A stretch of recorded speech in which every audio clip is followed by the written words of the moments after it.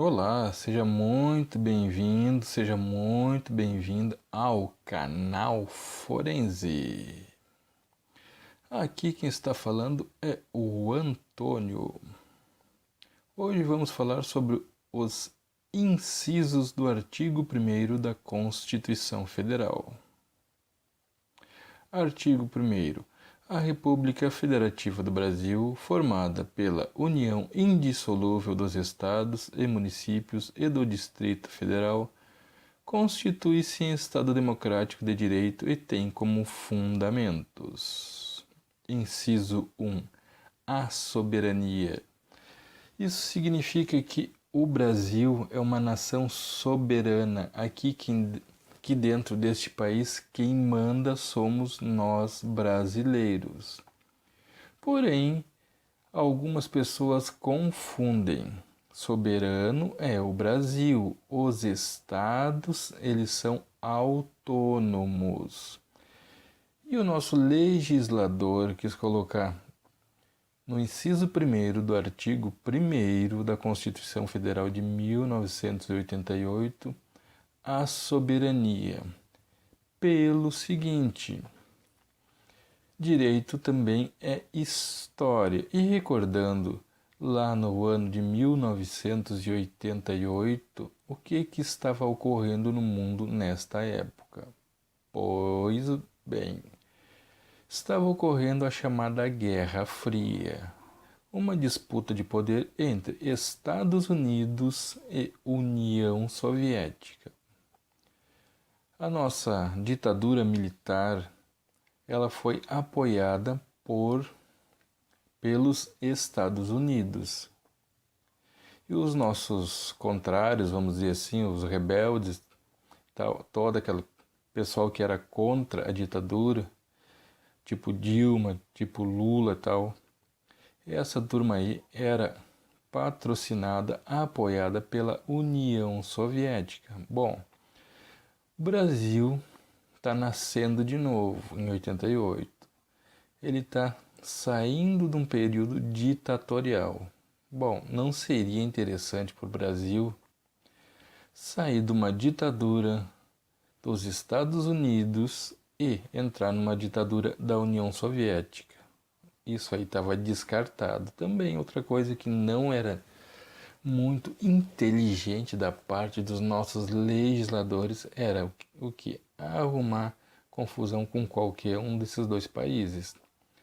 Então a saída foi colocar no inciso 1º do artigo 1º da nova Constituição que o nosso país é soberano. Não adianta você, Estados Unidos, não adianta você, União Soviética, vir aqui nos importunar, porque aqui nesta terra quem manda são os brasileiros. No inciso 2º, a cidadania. Bom, buscando a mesma situação, ou situação bem parecida, a gente deve recordar que no período ditatorial era proibido o voto direto. Como é que eram escolhidos então os governadores, prefeitos e senadores? Tudo isso era nomeado pelos representantes da ditadura. Até inclusive lá nos anos 80, não sei precisar a data exata, ocorreu, isso deve ser antes de 85, ocorreu o movimento das diretas já. O que esse movimento buscava conquistar? Exatamente, esse movimento buscava conquistar o direito ao voto. Bom, saindo de uma ditadura que não nos permitíamos, nós cidadãos, votar, então nossos legisladores resolveram colocar no inciso 2º do artigo 1º a cidadania, que nada mais é que a participação do povo na vida do país. Inciso 3. A dignidade da pessoa humana. Pois bem, muitas pessoas, procurar aqui no YouTube, fazem aquela brincadeirinha que eu acho até meio ridícula. Seria a dignidade da pessoa cachorro, a dignidade da pessoa gato. Não, não é nada disso. Existem dois tipos de pessoas. Você até pode não estar ligando o nome à pessoa. Você, eu e todas as pessoas humanas, seu pai, sua mãe, enfim, são pessoas e são humanos.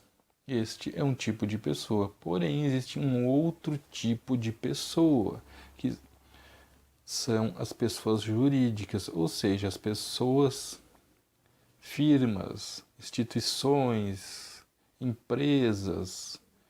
Isso é designado com o nome de pessoa jurídica. Então faz a grande diferença entre pessoa humana e pessoa jurídica. E o que é que o nosso país deseja, quer? E quer justamente a dignidade da pessoa humana, ou seja, a minha, a sua, a nossa dignidade, e não, propriamente dito, a dignidade de uma empresa, de uma instituição. Os valores sociais do trabalho e da livre iniciativa. Isso aqui significa que os governos, obedecendo à Constituição, eles vão buscar todas as formas de valorizar o trabalho e também o empresário. Nesse sentido de valorizar o trabalhador, nós temos algumas leis, tipo as leis de paternidade ou maternidade, as licenças de paternidade ou maternidade que, ao decorrer do tempo, foram sendo ampliadas. Uma lei que beneficia nesse sentido as empresas seria, no caso, a lei do Simples Nacional. Aí o governo está buscando reduzir a burocracia e também as alíquotas de impostos sobre essas empresas. Porém, temos mais uma lei nesse sentido, que é o MEI.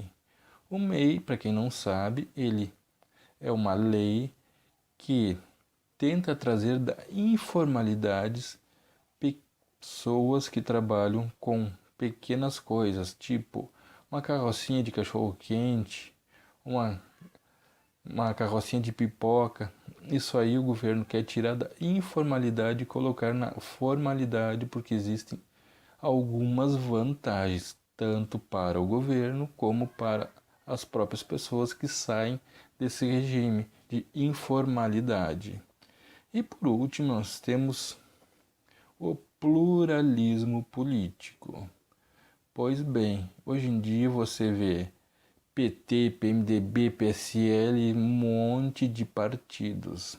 Porém, isso não é o pluralismo político. Essa turma está aí por causa da verba que é destinada aos partidos e não por causa do pluralismo político. Pluralismo político significa somente o seguinte: que eu, que você, que nós temos o direito de pensarmos politicamente da maneira que a gente desejar e também expressar esse pensamento.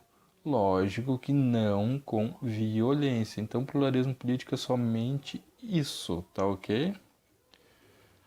Pois muito bem, então a gente fica por aqui.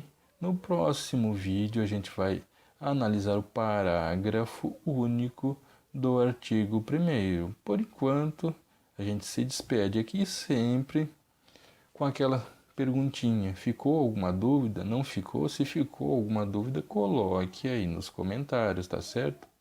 Por enquanto, a gente fica por aqui, apenas pedindo para você se inscrever, comentar e compartilhar se gostou do vídeo. Então, até o próximo vídeo.